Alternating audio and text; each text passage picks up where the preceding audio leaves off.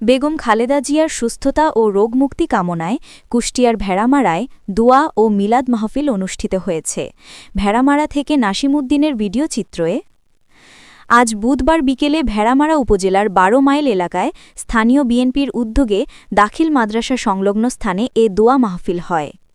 মাহফিলে প্রধান অতিথি ছিলেন কুষ্টিয়া ২ ভেড়ামারা মিরপুর আসনের সাবেক সংসদ সদস্য, জেলা বিএনপির সাবেক সভাপতি ও বিএনপির জাতীয় নির্বাহী কমিটির সদস্য আলহাজ অধ্যাপক শহীদুল ইসলাম। বিশেষ অতিথি হিসেবে উপস্থিত ছিলেন ভেড়ামারা উপজেলা বিএনপির আহ্বায়ক, উপজেলা পরিষদের সাবেক চেয়ারম্যান ও পৌরসভার সাবেক মেয়র অ্যাডভোকেট তৌহিদুল ইসলাম আলম। এছাড়াও উপস্থিত ছিলেন ভেড়ামারা পৌর বিএনপির সভাপতি আবু দাউদ, সাধারণ সম্পাদক শফিকুল ইসলাম ডাবলু, উপজেলা বিএনপির যুগ্ম আহ্বায়ক জানবার হোসেন ও শফিকুল ইসলাম বিশু, বাহিরচর ইউনিয়ন বিএনপি সভাপতি জাহিদুর রহমান লাবলু, সাধারণ সম্পাদক আব্দুর রাজ্জাক সহ আরও অনেকে।